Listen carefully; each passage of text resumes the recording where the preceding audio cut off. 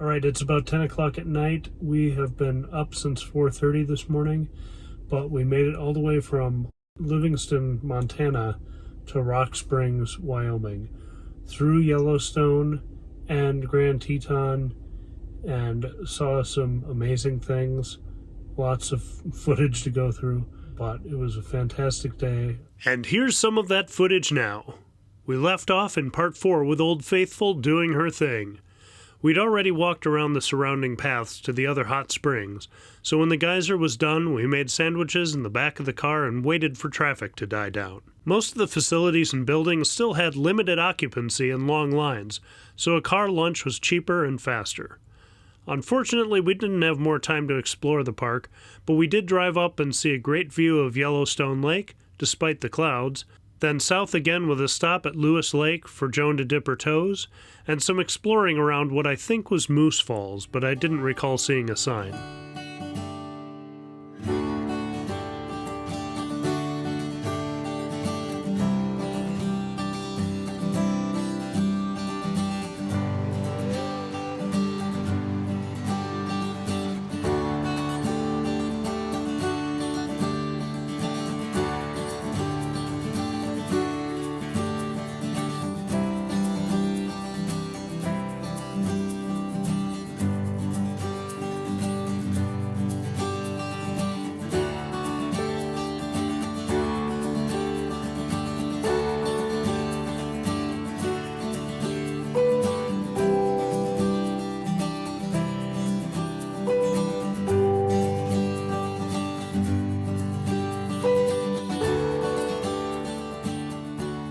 After a fun time there, we continued down to Grand Teton National Park. We unfortunately spent most of our time driving through it, but we did make a stop in Coulter Bay, where we walked out past the marina and had an amazing view to ourselves.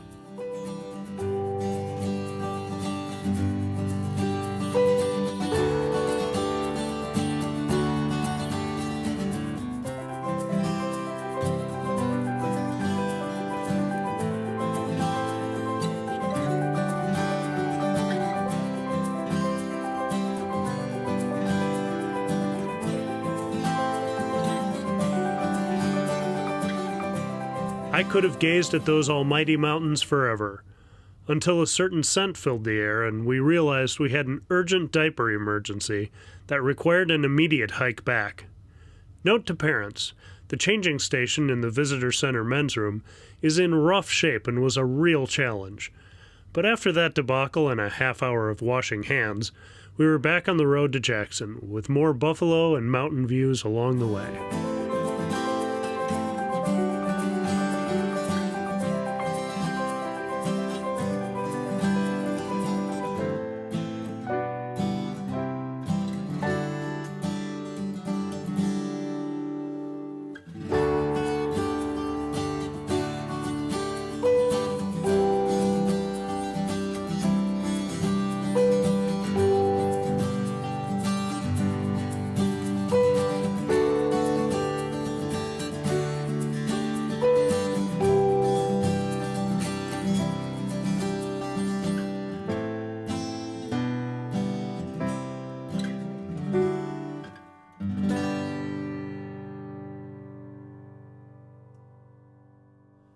I had been concerned about making it to Jackson and making too many diversions in the parks. I'm still not used to how capable the Model Y is, and we pulled into the Supercharger at Whole Foods with 45%. This location has some multi-use spots and some Tesla only, so some spots were iced despite the other open spots in the lot. Frustrating, but not much we could do about it. Luckily, only a couple other Teslas showed up, and no one had to wait. Our next stretch was a long one with no bailout options, so we charged up to 95%, which took a little longer but gave us peace of mind and a chance to have some dinner. After 38 minutes, we were off on our way across the high plains.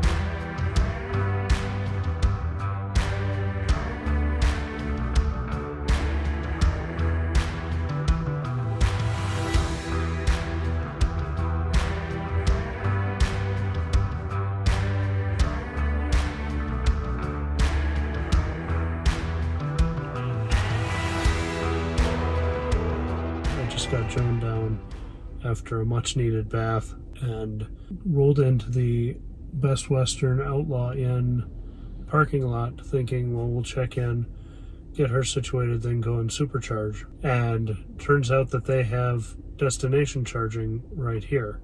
So that was really welcome. I asked if I could use it. Of course, they said yes. So I'm going to plug in here. Don't need to make an extra stop. Tomorrow morning we'll just be good to go.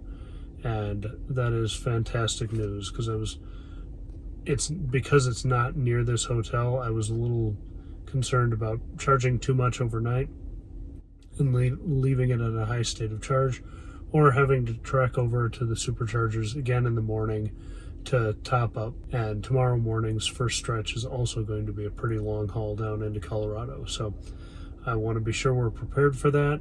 And this destination charger is the perfect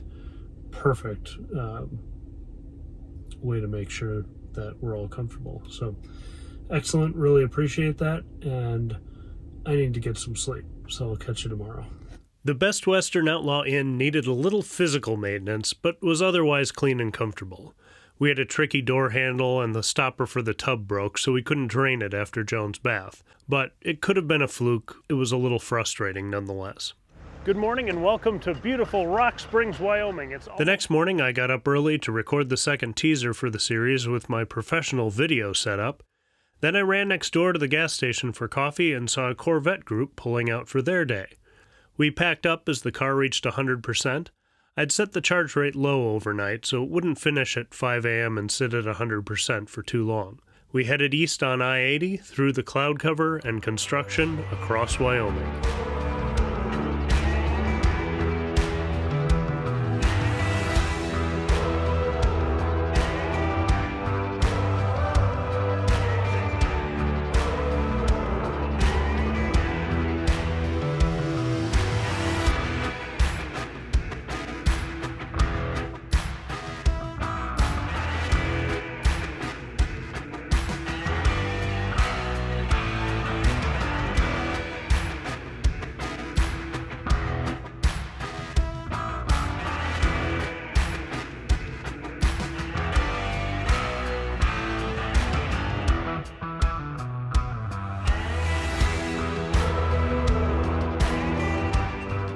We had crossed down into Colorado, and in Craig there was a parade or something going on, so we were routed a strange way through town. But the new V3 superchargers worked great. Ramping up here in Craig. I gotta figure out where we're going and what we need. We're on the move on a Saturday. It was nice to see a couple charge point stations too. Colorado seems to be doing a great job of supporting EV infrastructure. We pulled off the charger to avoid idle fees while we took a little longer getting snacks and bathroom breaks. Soon we were off to Steamboat Springs on a suggestion from a friend on Twitter.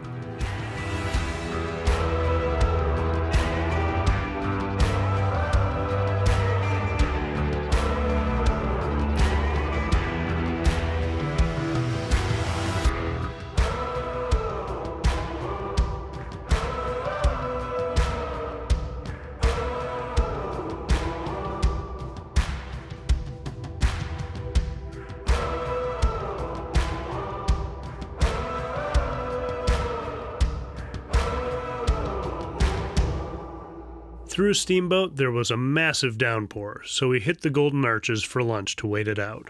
By the time we got through the line and up to the Fish Creek Falls parking lot, the rain had died down and we were ready for some hiking.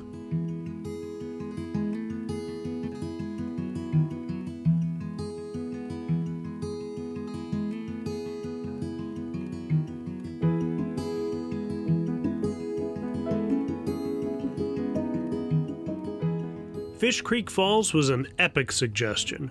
There's a variety of hikes from easy and moderate to challenging.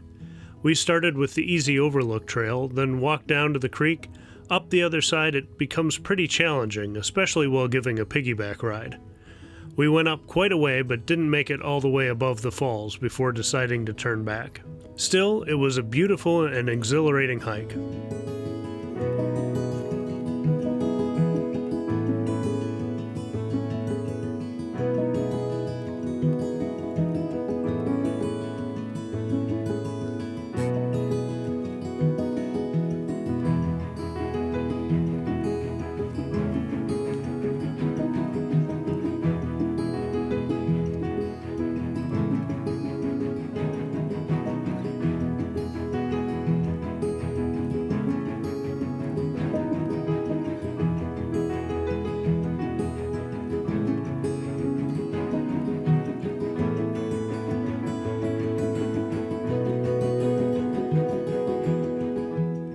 Then on our way to Kremling for a supercharge before tackling Rocky Mountain National Park.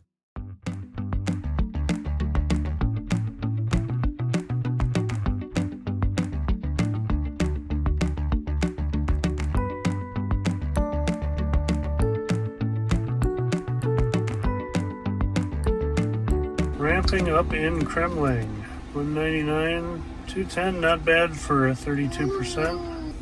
We had a silver Model 3 just took off, and otherwise we're the only ones here. We are finished up, probably charged up a little too much. We need to wait till 6 to get into the park, and it's only about a half-hour drive to Granby. So we're gonna find some dinner here in town and then be on our way. Hopefully get into Rocky Mountain National Park tonight. Like Glacier, Rocky Mountain National Park had a restriction on vehicles going over the Trail Ridge Road, so we had to wait until after the time restriction passed, which gave us enough time to have a sit-down dinner at Los Amigos, great Mexican food, and really close to the Superchargers. With full bellies, we headed east to Granby, and then the Western Park entrance. I've never been to that side of the park, so I was very excited.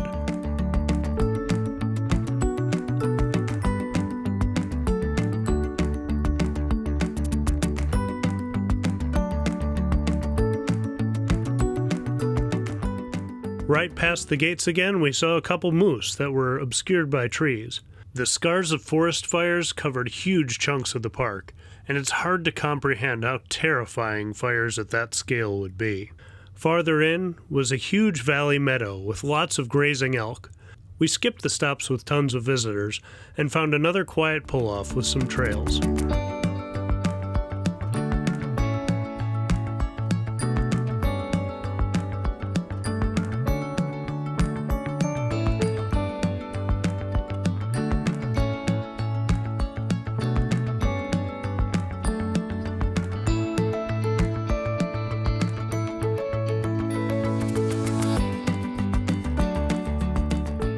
So glad we stopped there.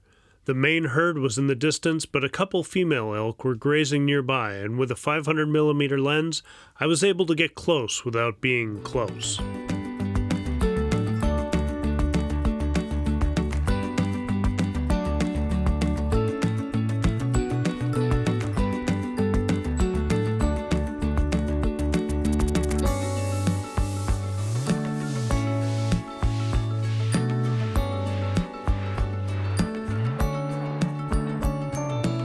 After a while, we walked back, used the restrooms, and started our climb up the steep switchbacks on the Trail Ridge Road.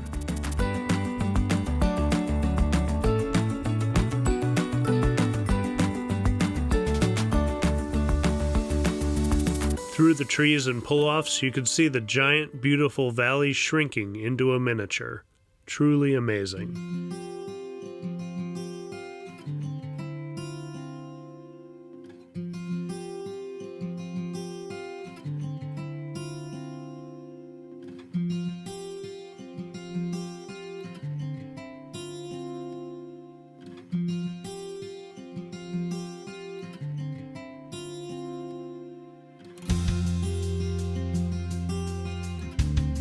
We continued our climb, and as we approached the top of the tree line, we came across some bull elk grazing near the road. There were several people stopped and getting too close for our taste, so we drove through slowly while Michael got these shots.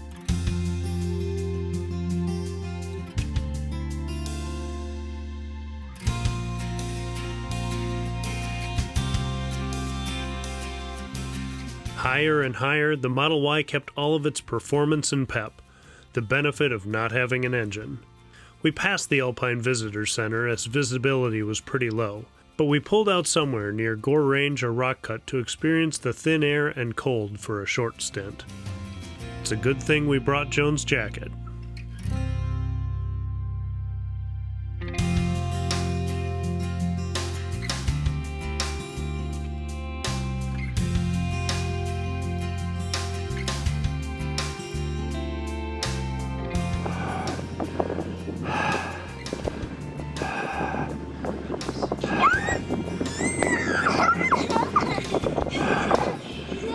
Carrying Joan back to the car in the higher elevation left me pretty winded, although she was having a blast. It was about 34 degrees outside and windy, so when we got back to the car and saw a tire pressure warning again, I was pretty concerned. They were all a little low, but the front right tire was a little lower. But it seemed to be holding steady, and we figured it was probably caused by a mix between the cold and the ambient air pressure. So we hit the road again to keep the tires warm and get to a lower elevation.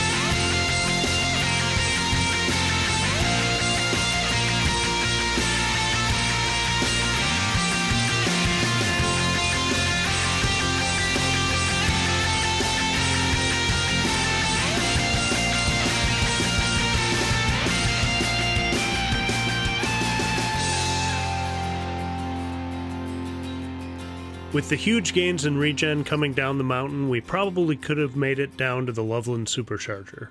But someone needed a diaper change, and we wanted to double-check the tires since the light was still on. We stopped in Estes Park at the Superchargers behind the Stanley Hotel for about 15 minutes. All sorted out, and we were back on the road down to Loveland for the last charge of the night. All the cameras and my phone were full, so no B-roll here, but it was all dark until we got down the mountain anyway. By Loveland, we were all pretty tired, but I wanted to start the next day ready to roll, so we charged up before finding our hotel in Fort Collins. I'll save the trip home across Nebraska, Iowa, and Minnesota for next week when we also look through all the stats, costs, and learnings from the trip. Until then, thanks for watching. Don't forget to like, share, and subscribe if you haven't already. Have a great day, and I'll catch you in the next one.